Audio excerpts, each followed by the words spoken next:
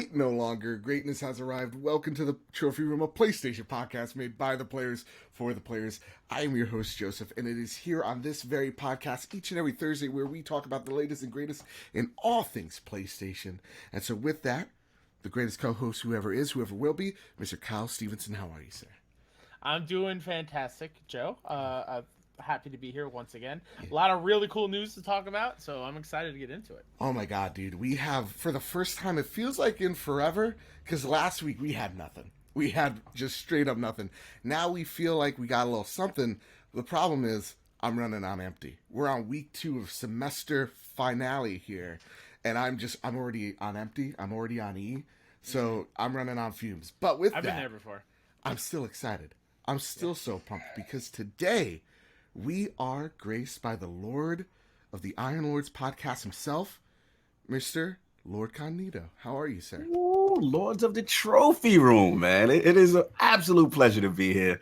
Obviously, we've been talking for a little bit, and yeah, man, wanted to get this thing done, bring some communities together, obviously, you know what I'm saying? And we're all gamers here, man, and all multi-console owners, so this is fun. I'm looking forward to it, man. Kyle, it's a pleasure actually talking to you as well. And yeah, man, we're going to do this thing. I'm with the bad bit. Let's go, man. Let's have some fun in here. Dude, I am so happy to have you on because I used to listen to you guys way back when, and then all of a sudden, I don't know what happened, Twitter algorithm, I lost track of you. And then I see you on my friend Bobby's show, and I'm just like, oh shit, I need to get him on.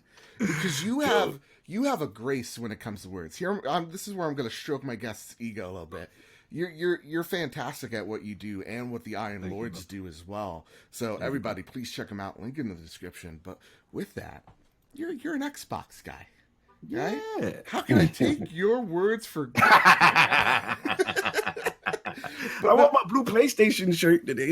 Oh, all right. Well, you know what, then? That's fine. That's fine. But no, I love bringing on people from different, like, perspectives, and you coming from a more Xbox background. We at the Trophy Room, we always like to say, listen, we love our PlayStation, but we also love these other machines, too. And we love the people that talk about them as well, you being one of them. So with that, we got a lot to talk about. We're going to be talking about The Last of Us. We're going to talk about another PlayStation-related rumor. We're going to talk about the X/Cross debate. We're going to talk about Control DLC. But before we get into all of that, guys, we first have to say one thing, or ask one thing rather. Yeah. Kyle, what have you been playing? So I won't go too long in this. Been started up NBA 2K. Woo! Okay. I love it. It is probably the best feeling 2K entry in the series. It tweaks some gameplay. It doesn't. It actually feels more skill based this year, which is great. It's not like the same timing on every shot. Like there are certain things, like if a defender's close to you, they have a percentage of how much you're covered, and that affects your shot and success rate, which is awesome. The career mode with Idris Elba and Rosario Dawson, it was short, but it was excellent. One of the best ones in the previous. Yeah, it looked good. years. I saw the trailer. Look good. Yeah, it's fantastic, and it does the thing that Madden does not do in its career mode, which makes me upset. Is it continues that? So like during the season, I get like little cutscenes of the reporter ragging on me because my dress is not great. Like, I need to up my style in the game, and they pull me in for like after game interviews, and you get to pick, and it affects your team chemistry and oh wow, fans you get. Like it's really in depth, and that's what I want from Madden. And yes, so there's like a telltale element to it. A little bit, yeah, a little bit, yeah, for sure. It's fantastic. Yeah, 2K's come a long way. Yeah, and I finally also jumped into Final Fantasy VIII Remaster. Just tears of joy hearing that music and playing it again on my TV screen since, I don't know, the 2000s, early 2000s. It's gorgeous. I love the game, and I can't wait to get that platinum because it is going to happen. Oh, nice. Now, one before we leave you here, Kyle. Yeah. Did you get the platinum in Control? Oh, absolutely. Okay, good. Yeah, That's all I need to know. And with that, I'll just talk about me for 1 second, and then we'll get straight to Cognito here. Bloodborne Platinum update. We are now 4 trophies away from the Platinum in Bloodborne. I'm stuck on one of the Defile Chalices because that boss is a straight up dick. But seriously, like they start you in this dungeon with half health, and this guy has a move that's unpredictable that will one shot you. And so I've gotten aggravated. I've stopped because Lord Cognito, I've been playing a game. What you've been playing, sir? Let me just show you. I've been playing a lot of Gears of War. Okay. Yeah, man. Okay. Yeah. So, Lord Cognito, I'll let you have the floor here because you are the Xbox guy. This is really the first really huge kind of like event game for Xbox in forever. Over a You year. can say Yeah, really quick, Joe. Yes. For the podcast listeners who are not watching the video version, just guess what you think Joe brought up on screen. Because he didn't say what game it was. He just That is true. That is so true. just imagine, what do you think he's playing right now? You want me to get the Lancer out? Because I'll do it. Let's Lord go. Cognito, listen, again, we love all consoles here, and I have a huge soft spot for Gears of War. It's one of my childhood-esque games, like back when I was in high school type of games. But you're an Xbox guy. How does it feel? Gears of War 5. That's a great question, man. I mean, it's almost like a renaissance. Like, it's almost like, again, a lot of people who were introduced to Xbox was during the 360 era, and Gears was responsible for really converting a lot of people to the 360 brand.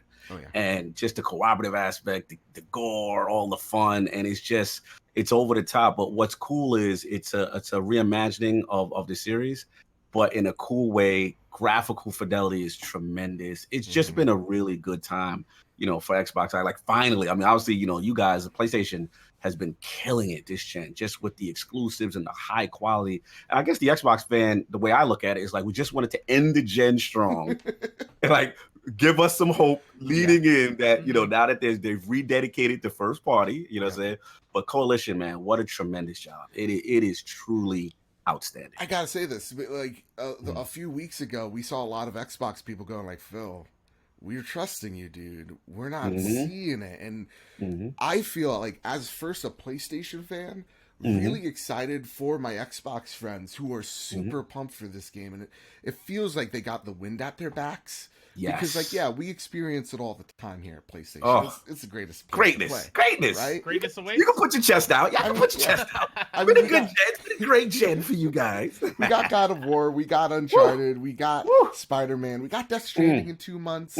Like, we have so many great games to look forward to.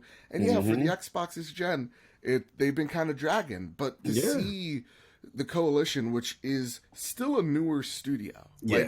They put out 2 games, right? They put out the Gears of War Definitive Edition, and then they put out Gears 4, which was kind of like, I like to call it The Force Awakens. It's like a safe reboot of the series. Perfect analogy. Perfect. And with Gears of War 5, as a Gears fan, right? Because this is Gears and Halo, I'll dust off the Xbox, no problem. Okay. With Gears 5, it's just... a lot of people like to draw comparisons between, like, just games in general, but there are a lot of people are trying to give it the God of War comparison. And to me, God of War is a studio coming back to the franchise they own, redefining it, and reimagining it. Right? Yeah, I agree. Gears of War 5 is totally different. It's a newer studio taking a beloved IP and then putting in the evolution of that series and pushing it forward that way and then owning it. And so for me, it gives me hope that seeing this game, I'm just like, this is what Gears of War feels like in a modern setting. And it gives me hope when Xbox comes out with Scarlet, they're going to do the same with Halo and whatever, the initiative or whatnot has up their sleeve. Because we always say it here at the Trophy Room, Xbox does great, we do great, because it pushes each other forward. There you go, brother. There you go. It's all about competition, so we definitely want that. And because you guys have been so good with the first part, like I said, the God of Wars, the Horizon Zero Dawns, you know what I'm saying? The list goes on. So, Xbox fans have been clamoring for that level of quality. That's the main thing. Like, you've hit that bar. So from this point on now, as an Xbox fan, we're like, okay, you see, this is what we want. Yep. This is what we got to maintain going into Scarlet. And I think hopefully, they're getting it. And we'll hopefully see some great games on the way. Yeah. But you know what? Enough of this. We got to Yes, get sir. back to PlayStation. You know what I mean? Let's go. Let's go. Let's go. So with that, usually podcasts, they bring out their news, their lists, their topics. Here on the Trophy Room, we call them goobers. Kyle, what is the first goober on the list, sir? First goober comes from Robert Ramsey over at Push Square. The Last of Us Part 2 finally returns later this month. As teased by the one and only Jeff Keighley on Twitter, Naughty Dog is inviting members of the press to a media event later this month. The event is on the 24th of September, so expect some news around that time. It's been ages since we've seen The Last of Us Part 2 in action, and we can already feel the hype starting to bubble. I know I can. Twitter freaked out at just an image of a press kit. And Kyle, you said this, right? I sure did. It was going to be end of September. You know, it's going to be The Last of Us Day. You're right. Yeah, Outbreak Day. Outbreak Day. So here's my question. I'm going to start with you, Kyle, since you were right. I was wrong. At this event, are we going to see gameplay, or is this going to be reserved for just media eyes only? What do you think, sir? So that's something I was trying to think of. If they're inviting all these interesting people out, or are they going to release whatever they're going to show? I assume it's going to be whatever the GameStop Expo demo was, and they'll just show that off to the media people. I would love to see it. I don't think we will. I think we'll hear the news, obviously, since the media people will be there. But I don't think we'll see whatever extended gameplay, whatever was at GameStop Expo. I think we'll get a date. I think that's a foregone conclusion at this point. Like, I think that is a definite. Why else would they invite all these people out? Absolutely. Yeah. So, okay. I got right back at you, Cog. Are we going to see that release date? Is this that early 2020, like February, what everybody's saying it's going to be? Yeah, I feel so. I feel like, again, I'm with Kyle. I think they've got to definitely narrow down, knock that date down. That date has to be there. They're not going to invite the entire media, have that presence there if they don't have something really, substantial to announce. Now, I'm also with Kyle in the sense that I don't think they'll show too much, you know what I'm saying? But, we may get an extended trailer, we may get a different perspective. They may get that if possible. But I don't know they go too hard with gameplay. I think this is just part of that whole marketing rollout strategy. You start the press event, you say, boom, this is when we're coming. Now you get the base invigorated. This is the date, you know what I'm saying? And then, the next show or whatever the big thing that they want to do, they'll control the narrative and actually show it on their terms. But I think this is the beginning of the setup. See that, like, I actually just thought, oh, we're going to see gameplay. That's what I just assumed. But, like, yeah, you have so many other games to push. Like, Death Stranding is going to have a 45 or 49 minute gameplay reveal at TGS. So, like, my issue the last few weeks was just like, you can't overshadow Death Stranding, because as much as we love Kojima and whatever Death Stranding is, I like how you worded that. I like it. Continue. Whatever. I don't know. It could just be a pissing simulator. You're getting that 50-minute demo thing because of you don't know what the game is. Yeah. You put out that tweet. It's a Strand game. Kojima told me it's a Strand game, and now he knows what it is. Yeah. But, like, my problem here is just, like, you don't want to overshadow it, because as much as we love Kojima, Last of Us is PlayStation. Like, that is their flagship. So you don't want to overshadow that with what could be really awesome gameplay, right? Because, like, part of that GameStop reveal was about using tickers to your advantage. Clickers, that had me just straight up pumped. I was like, what? How? What? All right, I'm in. So it's awesome. It's awesome that we're seeing this. It's also, a lot of people saying PlayStation's been a little bit too quiet the past few months. This is Sony starting to talk. They're only talking if they got something to say. I'm glad you said that because, like I said, from the Xbox perspective, we see, the studios, they're gearing up with the Xbox studios and stuff like that. And obviously we know Sony, they didn't have a presence at E3, but the vibe I've always got is that one thing, Sony gears up and they gear up well. You know what I mean? And the other thing is they're good. They're good at competitive marketing. And I always feel the timing of these announcements are very interesting as far as gears going on. Like, one thing Sony's good, they're good about stealing your thunder and making the base turn right back to them. This is calculated, man. That was like E3 last year when they had those games announced like 5 days before the actual press conference. Exactly. It's strategic, man. You got like you said, man. I mean, Joe, it perfect. Like, we want competition. You know what I'm saying? Because that is going to drive each other to push each other. And this is good, man. We're gearing up towards the end of the gen. I'm hyped.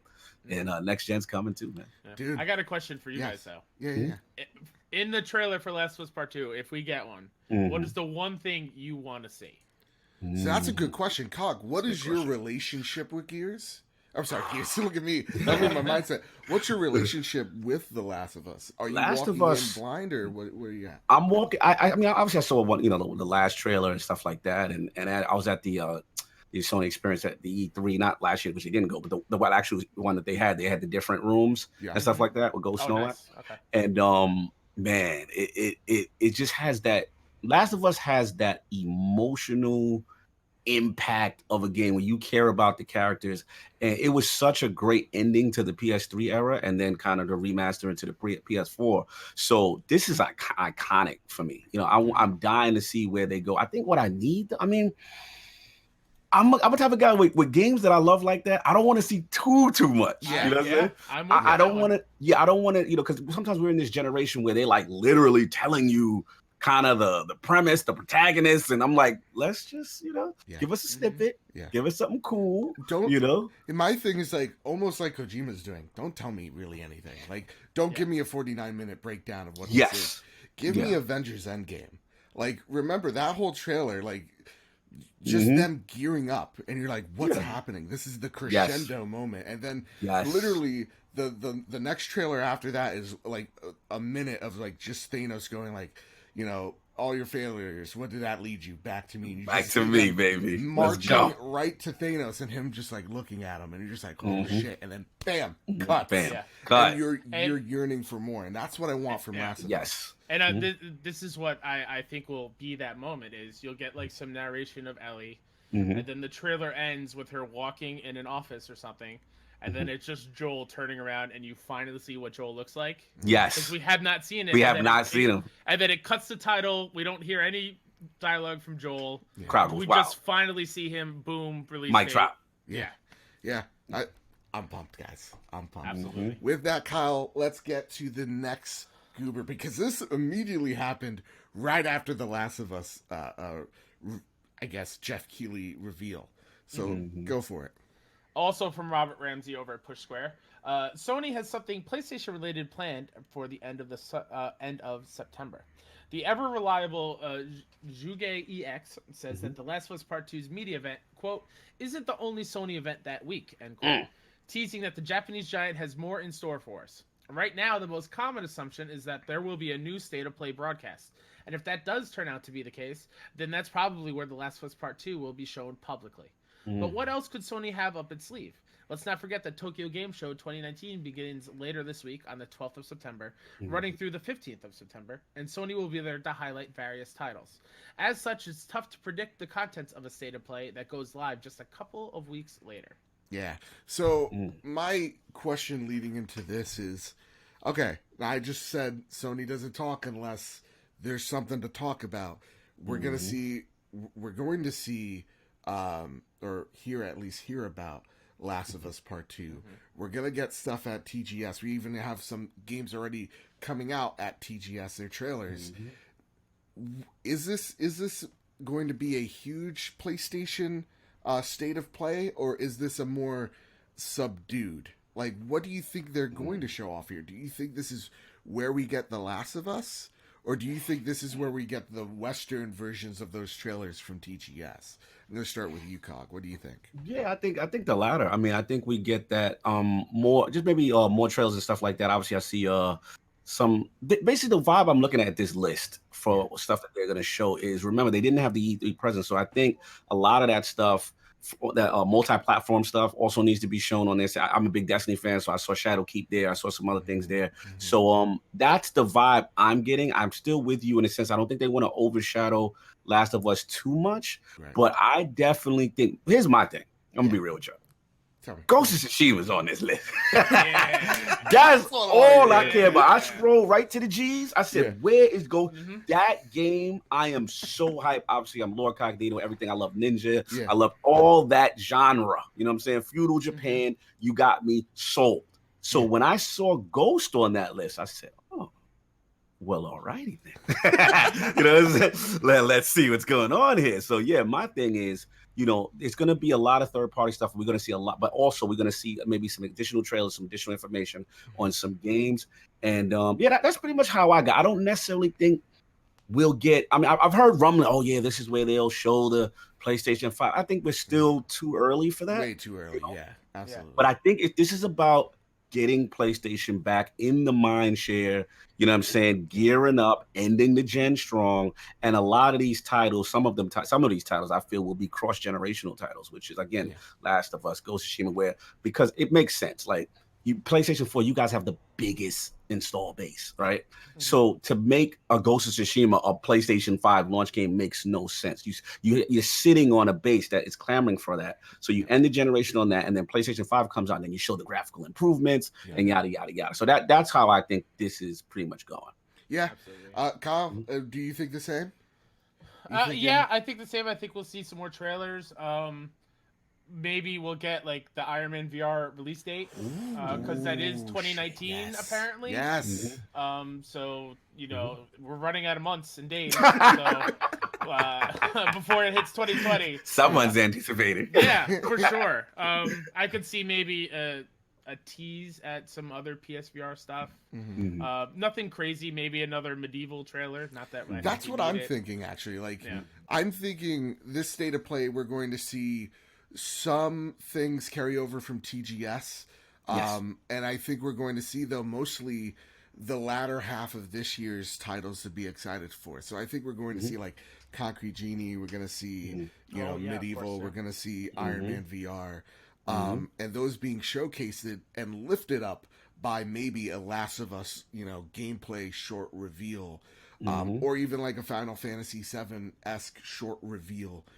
Something that has that staying power, that like Ghost of Tsushima actually would be dope because it is on the list of TGS games at TGS. So yeah, maybe having that in there, going, listen, Last of Us is its own thing. We're gonna do our own event for that. Death Stranding is its own thing. We're gonna do its own event for that. Ghost of Tsushima, it's kind of like the Days Gone state of play at the end type of thing. Here's our first initial push. But to be honest, looking at like the games we're going to see at the latter half of this console gen, I was thinking about it before the show. Like, we're going to have Last of Us in February, Final Fantasy VII in March. God knows when we're getting Ghost of Tsushima, and now, I'll just spoil it for everybody. We're gonna get Nioh 2 early 2020. So it's just like we got 4 months of like Sony exclusives. Yeah. Boom. They gotta show them and carry them out some way. I think this is it. I think this is the beginning of that last hurrah for the PlayStation 4. With that, I wouldn't be surprised to see like another Final Fantasy VII thing there too. Yeah, I wouldn't. There's one character a lot of people are wanting to see, and we haven't seen anything. Yes, it's Red 13.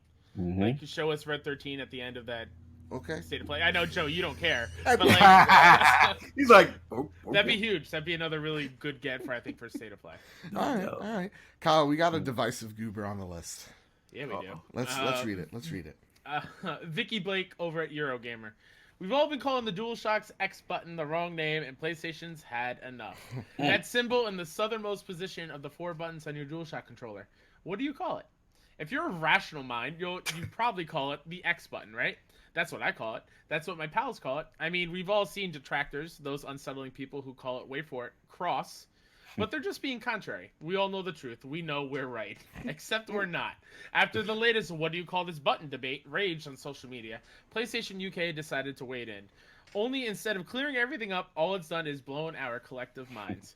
According to PlayStation, X is wrong. I'm wrong. We're all wrong. It's, and I can barely type this, my fingers are shaking so badly, it is indeed called a cross. This has everybody in a tizzy. This is the latest Yarnell or Laurel. What was it? Yeah, Laurel debate. Yarny right? or Laurel, yeah. Yeah. Is the dress black or blue? Who knows?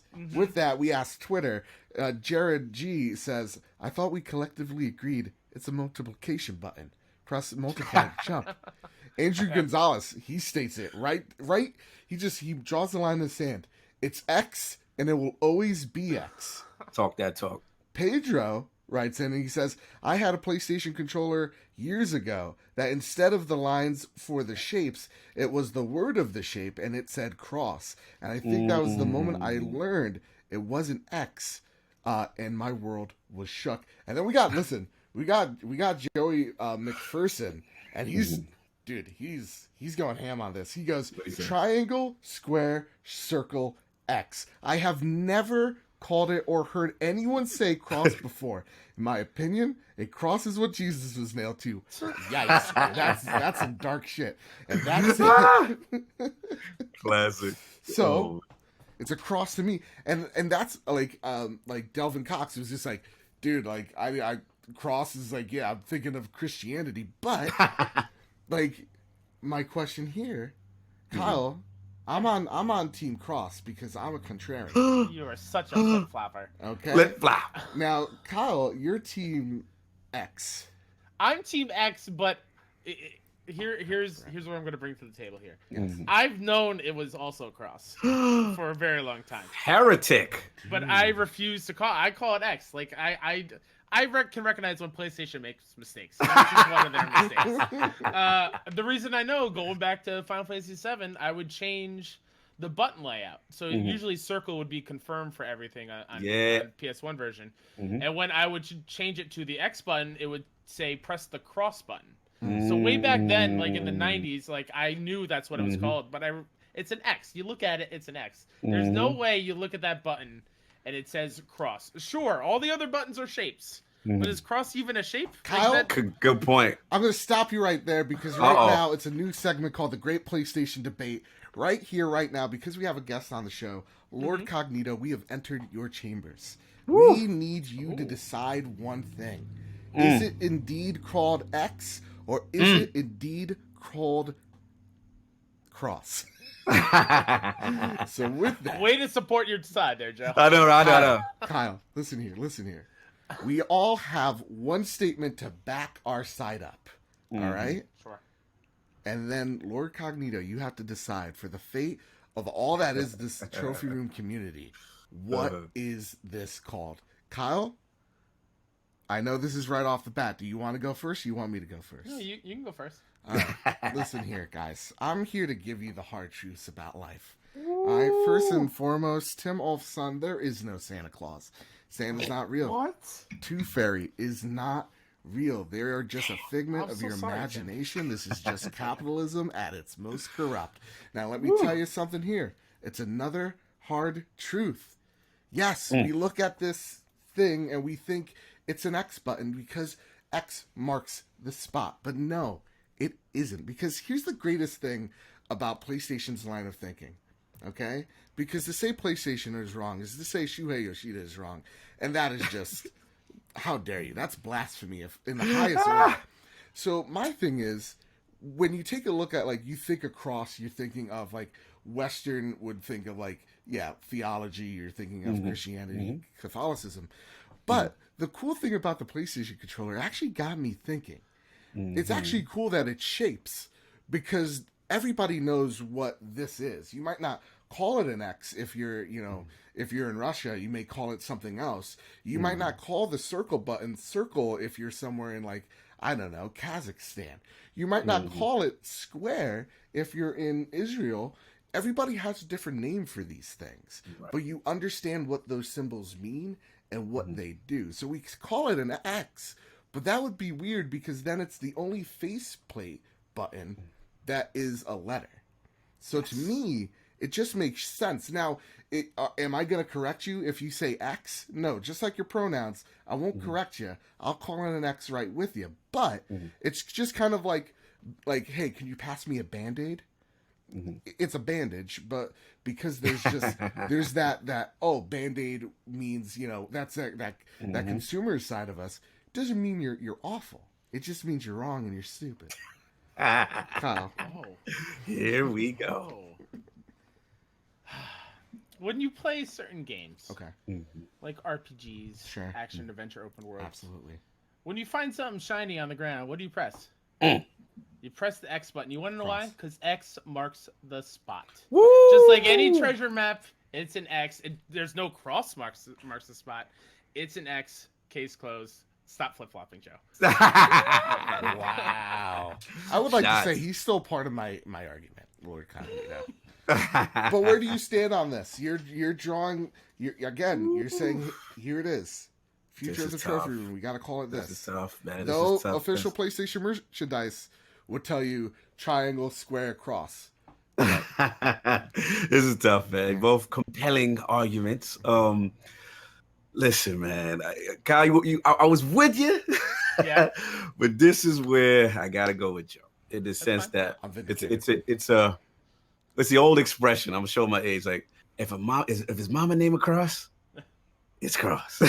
As much as I can't stand it, as much as it's the X in my mind, Kyle. Like I'm with you. Yeah. But it's one of those things that if the creator says this is what we intended. Absolutely. Then I'm like, all right, even though I think it's absolutely ridiculous, this is the name you've named. Then its official nickname is X. Can we agree exactly. on that one? There you go. Yeah, we could call it X. That's fine. Joe, we will not shame anyone for stating the That's X. fine. Exactly. We'll just as long as DMX is now DM Cross, I'm fine. Exactly. Hey, we don't Cross gonna give it to you. Cross gonna give it to you. I'm down. Because it even it unlocked I was just, that's why we have the big X when it's Tekken Cross Battle. I'm like, yes, that's what that means. Makes sense, yo. You just blew my mind just now. Yeah, I just thought about that. Yeah. Oh my god! All right, well, thank you, Lord Cognito, for cleaning up all that mess. It's cross, everybody. It's cross. With that, Kyle, on to the next goober, sir. Liam Croft over at Push Square, which might be changed to Push Box in the future. Who knows? The PS4's only on PlayStation collection looks even better in person. Sony rocked our physical world this past weekend with the reveal of a brand new line of collectible sleeves for a select few PS4 exclusives.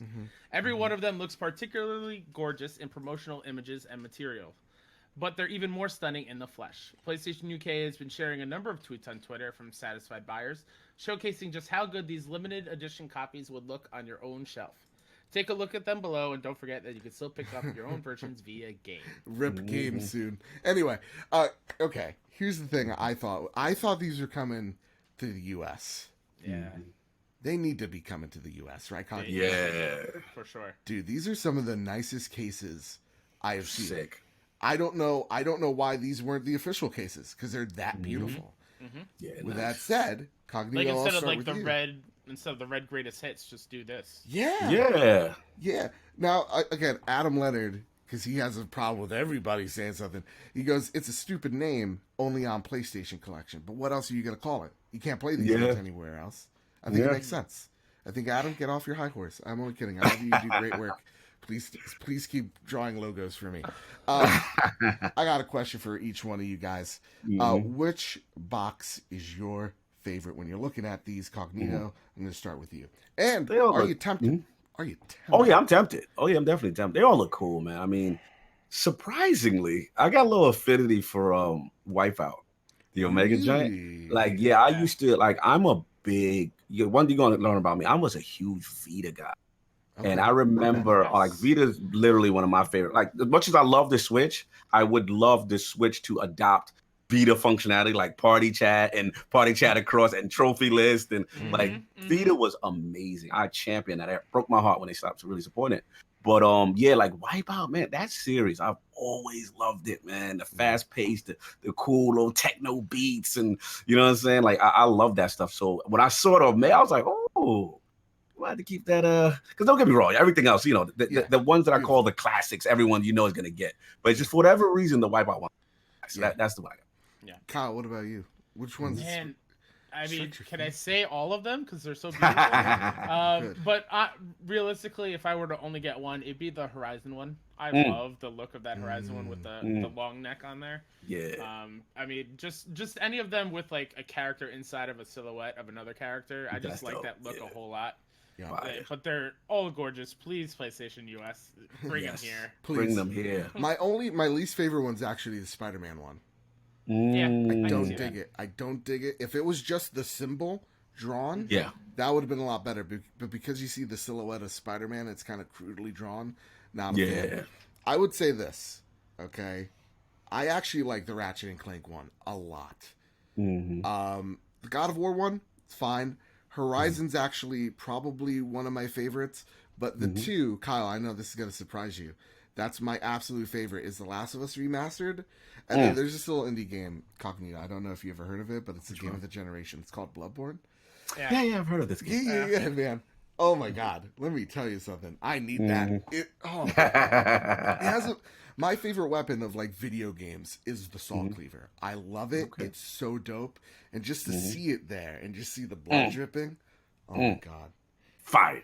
dude! I'm about to get fake euro currency. And start spending my money here, man. Well, when you go over there to steal Andrew House's mail, just pick them up.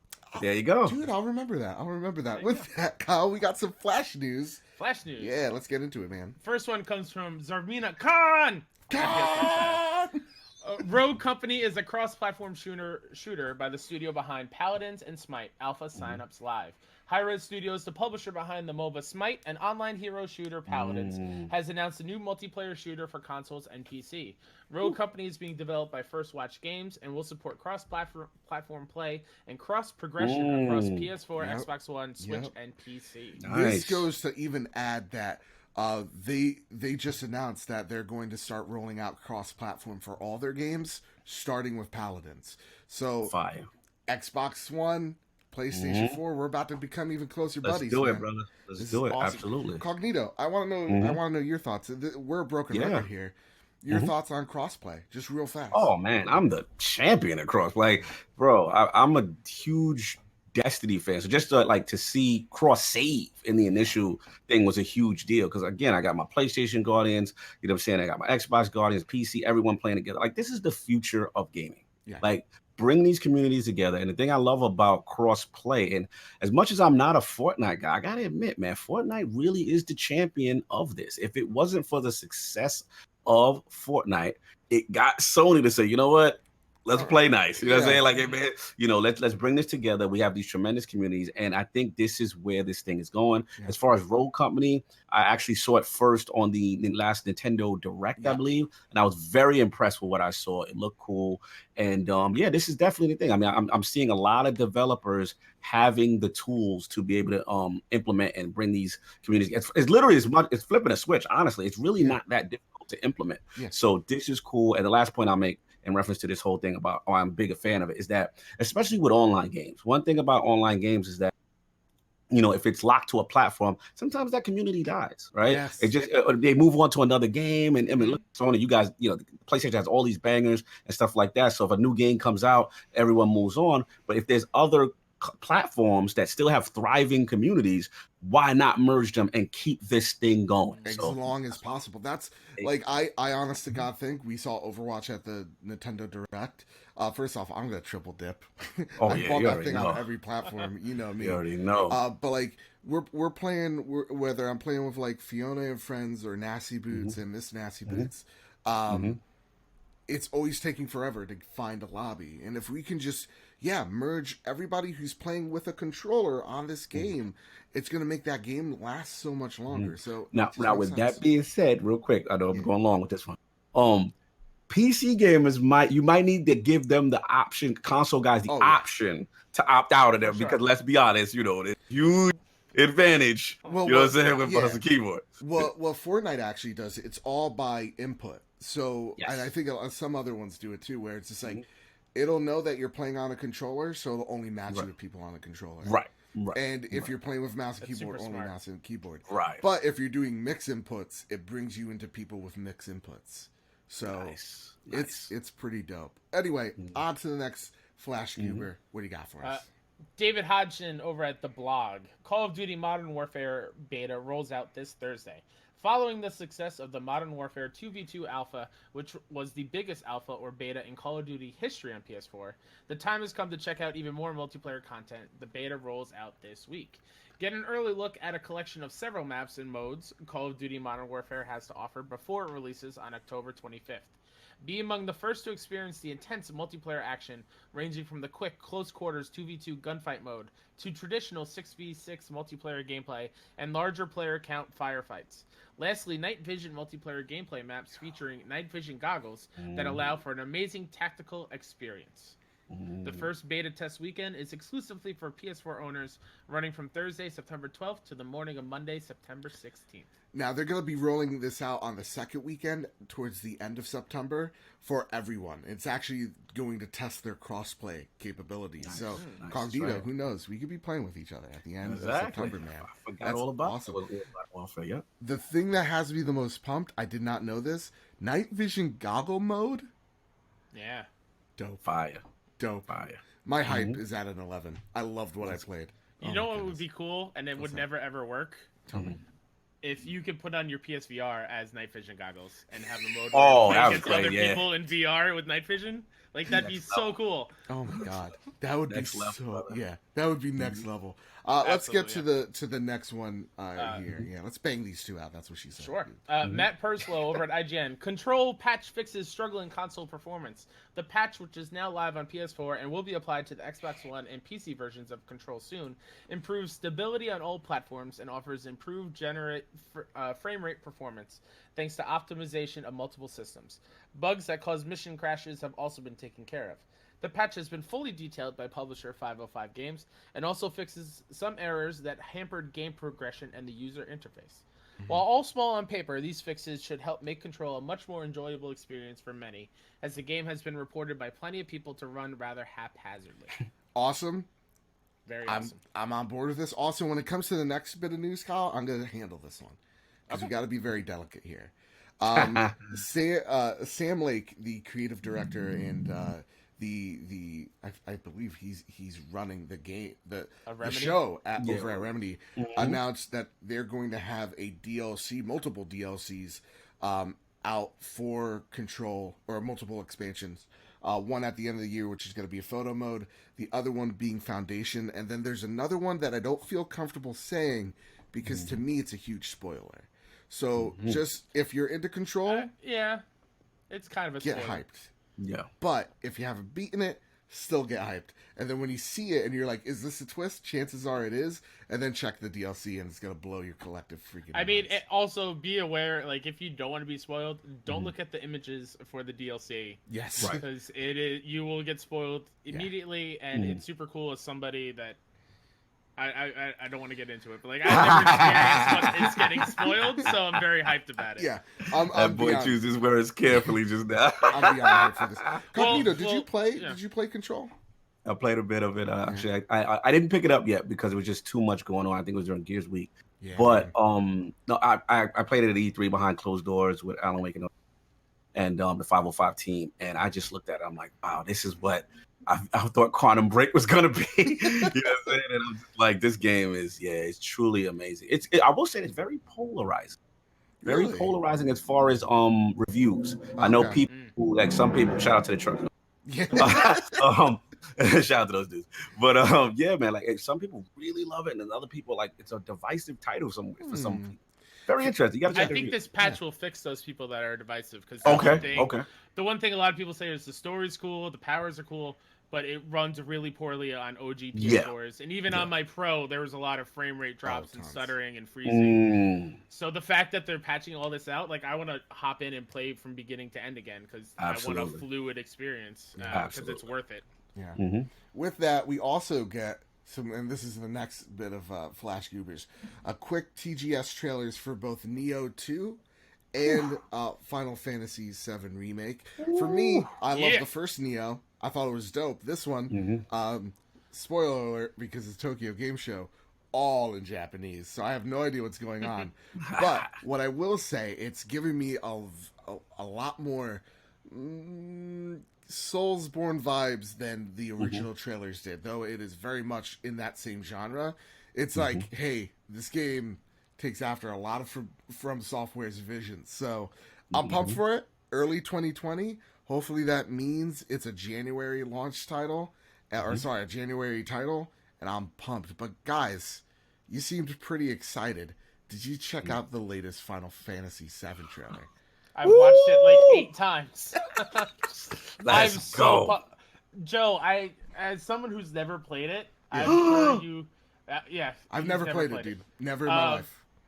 Seeing all these characters that I've loved and seeing how good Aerith looks and how good Tifa looks and just poor child. Oh my god, it's amazing. Mark Hamill is voicing the Don. Like, come on. That's Bro. Mark Hamill? That is Mark That's Hamill. Mark Hamill. Bro. That's what I heard too. I'm shocked they was even doing the scene. I was like, oh, they're going to do it. Absolutely. I was that's and a there was, controversial scene. 100% it is. Oh, it's funny as all hell, but I'm shocked they that did it. that is when you see the Don there, that is part of the drag Yes. portion of the game where Cloud has to dress in drag. Yeah. I'm just it looks beautiful, and like they're still holding some things back, like Red 13, and just how he plays in game, and just the limit breaks. We saw a couple summons. Oh, give it to me now! Woo! I'm so ready. Cognito, you've been hyping me up this whole Bro. episode. Hype me up even more. What do you? Bro, tell me. Just tell me your thoughts on this remake. This game, I remember when I first saw this remaster, and I was just like, I cannot believe the graphical fidelity. And then obviously this is going to be predominantly in Midgar, which is a huge first section of the game. But you got to understand, like, as the PlayStation 1, I'll be honest with you guys. I know PlayStation 2 gets all the credit for you got, but PlayStation 1 has a special place in my heart. Right, that system, and then prior to PlayStation 1, I'll be honest, I wasn't the biggest JRPG guy. Right, that game. I just had this conversation with Lord Addict before I came on with you guys. Like, that game single-handedly transformed the genre, in my opinion, and made it mainstream. And then for what it did at its time, it almost had like these CGI backgrounds and the polygon character. And then when you got into battle, like the graphical fidelity for the PlayStation we've never seen anything like that at the time. And I'll never forget, Kyle, when I saw my first summon. When I first saw Leviathan and I first saw all these, and it's just this cinematic bliss of your powers. It's just an expressive game with a tremendous story. And I'm telling you right now, man, like, this game right here throws money at the screen. Like, it is so beautiful. Like that right there. Like, I tell all my Xbox, I was like, I don't care where. I said, if it's exclusive Sony, I'm right there. Yeah. Day one, I'm not missing out on this. Like, this is a big part of me as a gamer. But as a gamer, you owe yourself to play Final Fantasy. Dude, I have a shame list of games I've never played. Final Fantasy VII being one of them. Like games like Half-Life, the original Portal, never touched. Like I think we all have shame lists. We all have them. I've never played a Zelda game, so like, I know it hurts. I know. Wait, did you play Breath of the Wild? Wait, you have a Switch? Like 10 minutes. All right, you told me this. Well, you was disgusted. Wait, hold on. We gotta stop. I was more into Horizon. Okay. I get that. Okay. I've been meaning to go back to it and give it another shot. I'm definitely going to give Link's Awakening a shot. Okay. Yeah. So it's a shame that I'm trying to write. Don't worry, Breath of the Wild kind of overrated. You know what I mean? It's great. Easy. Listen, let me get my Switch shirt. Let me get my Switch shirt. I got to defend Nintendo out here. We ain't gonna do this slander. But I'm pumped, dude. Like, I am. I'm actually really excited. I've liked everything I've seen from it. So I'm like, I've been asking everybody. I'm like, should I play a little bit like on the Switch or whatever? Because that's where I play all those type of games. I'm just like, I think I should just wait. I think I should just wait because to me, I have the mentality of old games old, and I'm not gonna appreciate it. But I got a question for you, Cock, and then we'll get to the next one. Sure. You know, they're kind of touch and go with, is this going to come on the Xbox eventually? Right. You get a double dip when it does? No. Okay. I'll be honest. Like, if it comes when it's coming out for PlayStation, who knows when that level of exclusivity is going to end? Final Fantasy VII is a moment for me. That's a moment in gaming. I have to be there day one. It's one of those titles that I'll be happy that my Xbox brethren will get to experience, if they get to experience, or whenever they get to experience. But yeah, this means so much to me. This game looks phenomenal. Got a chance to see a little bit of it at E3 at the Square conference. And it just impresses each and every time I see it more. I know some people that, like, they've jumped ship from either platform, but if a game comes out that scratches that nostalgia itch, they're just like, I have to play it here because I need those symbols. I need the sacred symbols there. Bro, I need the symbol. Like, it's two games like that, and I know it gets a lot of crap right now, but Shenmue was that for me as well. So it's like, I know that emotion when I saw that PlayStation press conference and people were in tears for Shenmue. Like, it is a very, people laugh and it's probably dated now, but it has that effect, man. No, dude, that's awesome. Again, when you guys talk about it, like when I see my good friend Joe after work talk about it, and like, I see the hype. That's what I love about video games is it brings us to those moments. God, I love it. Video games are magic, just like Star Wars. With that, let's get to the next goober on the list, which happens to be the last but the most exciting. Kyle, take it away, sir. Julia Lee over at Polygon writes, Project Resistance revealed as team-based Resident Evil game. Ooh. Project Resistance has been revealed ahead of the Tokyo Game Show as a brand new team-based survival horror experience, perhaps similar to Resident Evil Outbreak. The game looks like a 4-player co-op game using online multiplayer and features a variety of characters going against a robot man who seems to be in control. The robot man looks similar to Mr. X or Cross from Resident Evil 2, but we can't be sure if it's him or not. While being teased, the new game was dubbed Project Resistance, though it seems like the game will be keeping this title. Fans will be able to watch gameplay at the Capcom booth during Tokyo Game Show at set times. Japanese residents will get to go hands-on with the game, but only if they've registered in advance. Okay, so as of this episode, we don't know what this game is. But seeing the pictures, first and foremost, holy crap. This game looks insane, just on a technical level. It just looks beautiful. My question for you guys, though, the description and the trailer itself, do we think, and I want to know what you would be on board with and not on board with, is this a Left 4 Dead style RE game, or is this a evolved style gameplay for Resident Evil? I'm going to go with you first, Kyle. I could see it being like Evolve, 4v1. I forgot what that type of multiplayer game is called. But yeah, I could see someone controlling this robot man or Mr. X and trying to get rid of everybody else. That'd be kind of cool. But I think those type of games, I don't think have a whole lot of staying power because I think people get bored with it very quickly. So I'm kind of hoping it's like a Left 4 Dead because those I think seem way more fun to play. Yeah. I got a question for you, Mr. Cognito. Is this would a evolved style of game? I think it's like isometric type gameplay. Would that depress you? Like, would that bum you out? What do you want to see out of this game? I think I'd rather see, as opposed to the evolved style, which is 4v1, just standard cooperative experience. Just 4-player. Complete AI as opposed to another human player taking control of the antagonist. So that's what I would like. You know what I'm saying? I love those type of games. I love cooperative games.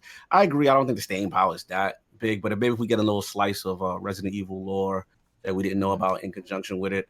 And like I said, stuff that, like Left 4 Dead, like, you get in, you shoot with your buds, you have a good time. You know what I'm saying? That kind of thing. I've always like cooperative experience games. So if it's that, I'll be okay. If it's some like competitive, like 4 versus 1 person is this Mr. X guy, not so much for me. I swear to God, if I see an esports jersey,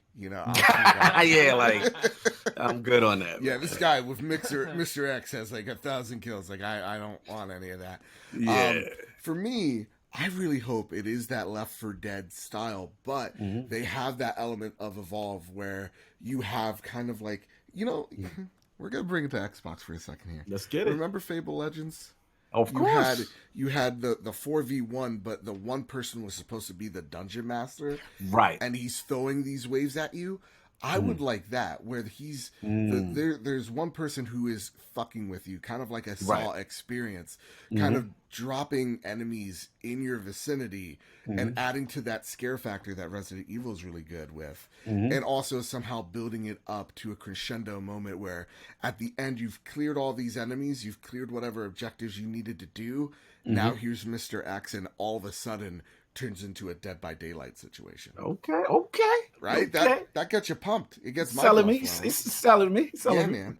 So I'm actually really pumped for this game because, guys, as you know already, I have a shame list. Resident Evil 2 was one of the games I never played. Picked up the remaster or remake. Okay. Yeah, don't worry about it. I'm getting nervous. I was like, I'm getting nervous, man. This game's incredible. This game is absolutely incredible.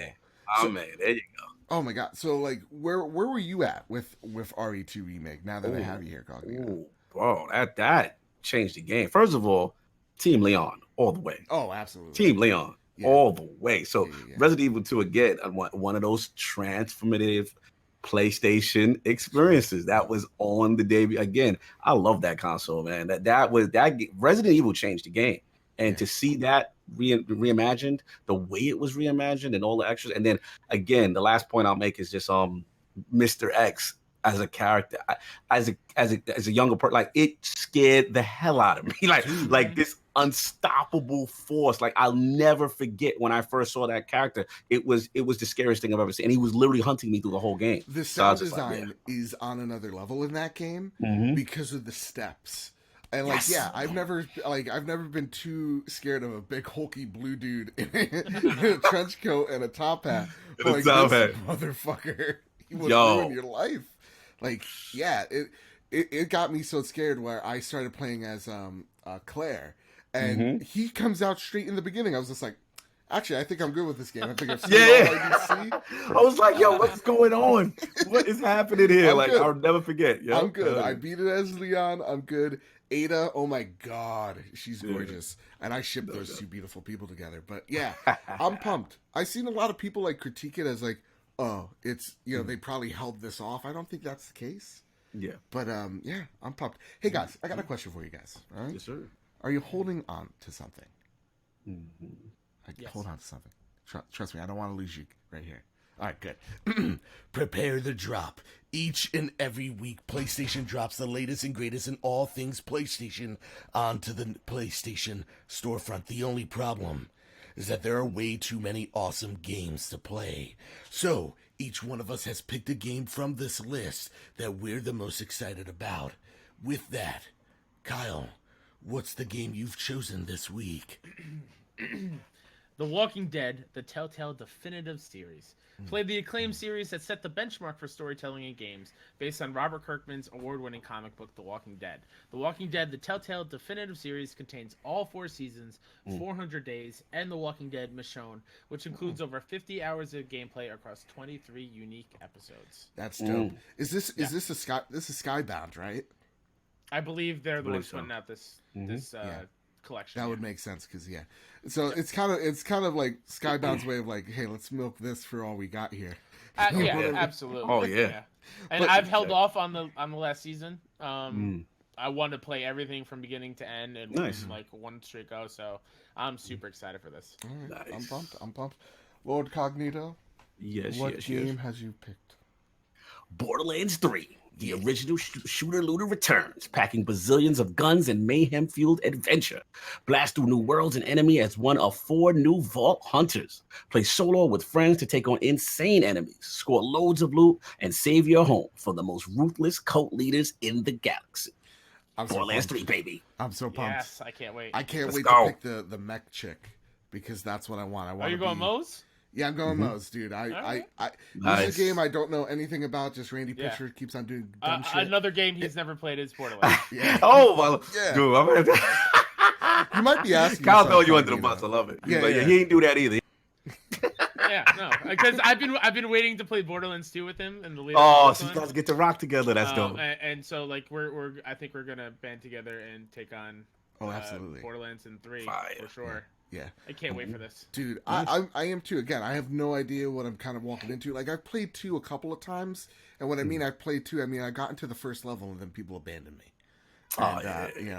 And so I don't have good friends. I need to pick better ones. But with that, I'm pumped. I can't wait. I'm gonna be picking this up. I think GameStop has a pick it up at 9:00 spiel tomorrow. So yeah, I can't wait to play with you, man. We're gonna have a bonding moment.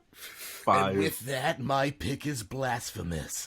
Blasphemous is a punishing action platformer that combines fast-paced skill combat and hack and slash game with a deep, evocative narrative core, delivered through exploration of huge universe comprised of non-linear levels. Whoever wrote that, we need to work together someday. I didn't like reading that. Okay, because partway through, I'm there's so many commas. I could be I could pull a Barack and go, an action platformer, fast paced. That was funny right there. That's funny right there. I like that. Skill combat. I'm just Michelle loves it. Blasphemous. Let me tell you something. It looks like the most metal 2D Metroidvania I've ever seen in my life. and I am so on board with this game. I can't wait. This is a day one pickup. Oh my god! If you haven't checked out Blasphemous, check out Blasphemous. It's gonna be a time. With that, let's get to my favorite part of this show. And that is, each and every week, you get to send us your questions via the PS Trophy Room Twitter handle, at PS Trophy Room, or the Casa de Bad Bit Discord server, or you could write a letter, right? Pen a letter, even, if you want to get fancy with it. Nice ink and quill. You take that parchment, fold it up into an envelope, write Andrew House's email. Yeah, write his email on this note. Don't worry, UPS will figure it out. Yeah, you send it through UPS, not USPS. And then you give it to Andrew House's house. I sneak in each and every week. I steal this dumb idiot's mail and some stuff. Last week I took a vase. I don't care what I do anymore. With that, Kyle, would you like to read the first question of Andrew House's mail? Sure. Famous Seamus writes in. Anyway, my question is, what are your thoughts on the new only on PlayStation box cover art for the games like Uncharted 4, Ratchet & Clank, Horizon Zero Dawn, and of course Bloodborne? Guess what? We went over this earlier in the episode. Guess what? This is my fault. It's okay. It's fine. I was too worried about activating the Winter Gamer. I was thinking about it. I was like, oh wait, this question I'm gonna put when we get to there. And I didn't because I'm a dumb idiot with 3 hours of sleep. Let's get to the next one and our final one from Marcus O'Neill. With Borderlands 3, a series known for its humor, coming out this week, what is the funniest game you've ever played? What are some of the funniest moments you've experienced in games? This one's a hard thing. It's a hard one. It is. Yeah. Because I got one. Go for it, Cock. Go. It's funny he mentioned Borderlands 3 because, to be honest with you guys, I also wasn't very in tune with the Borderlands series, until much recently. And I know we talked about the whole Walking Dead thing, but the Telltale Tales from the Borderlands is what got me into the series. Yeah. And that game is hilarious. Like that game, there's moments in that game. I'm like, this game is ridiculously funny. Like, so there's about 2 classic moments, you know what I'm saying? I forgot like this one thing when your main character falls off supposedly this ledge or whatever, and he's holding on, and they're doing this whole cinematic thing, and then the character's like, you're only like 2 feet from the ground, right? You're not gonna fall to your death, right? And he's like, oh, like it's just like moments like that. It had like this very cheeky humor, and it got me into the world of Pandora. So Tales from the Borderlands, definitely one of the funniest games I've played. For me, the one that sticks out the most, because like to me, it's not about. I would say like funniest when I was a kid and I like stupid humor was like Conker's Bad Fur Day, because it was a squirrel cursing, and I was like, that's hilarious. But like to me, I don't think like there's not a lot of games that stand out for like its brevity or like their comedic moments. There's 2 though. I would like to say Last of Us, where Ellie's discovering Bill's Playgirls. I thought that was hilarious. Yes. It's like, I want to see what you guys are working with. He's just like, give me that shit. And then I would have to say, because everybody gives them shit, and you know what? I'm here to defend them. Let's go.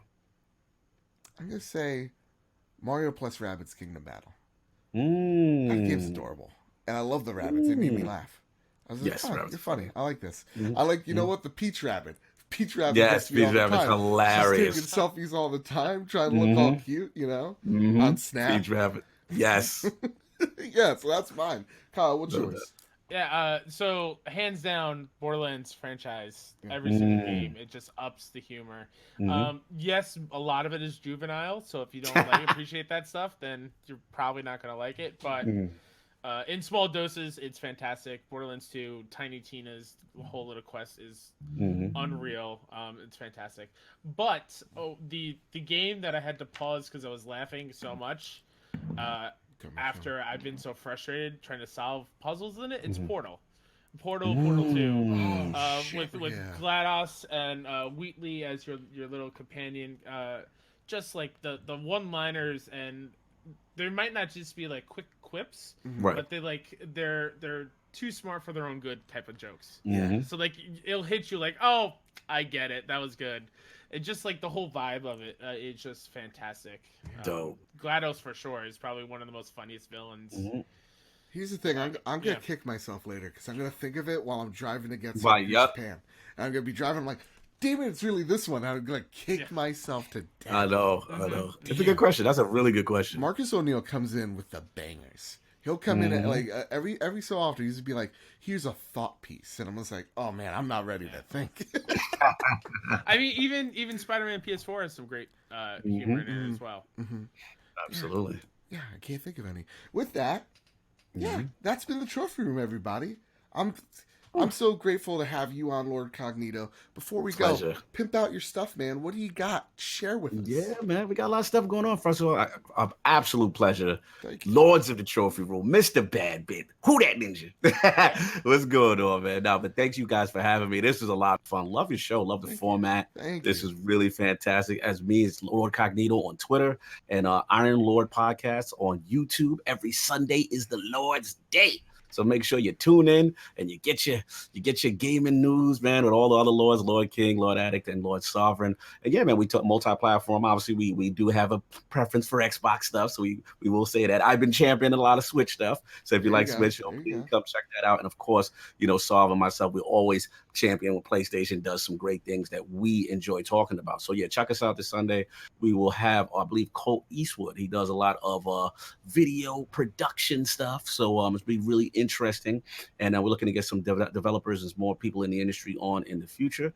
And the last thing I will plug is if you're into looter shooters like Borderlands or primarily Destiny, but if you're into that stuff, we have a show also on Friday mornings called The Last Word. That is with my man Ibantis, one of the great PlayStation and PC content creators in there. So yeah, man, check us out. We go at it. It's kind of a little debate format. It's kind of fun, and we'll do that. And also on the Iron Lord Podcast channel, you can also check out the if you're into Marvel and statues and things like that.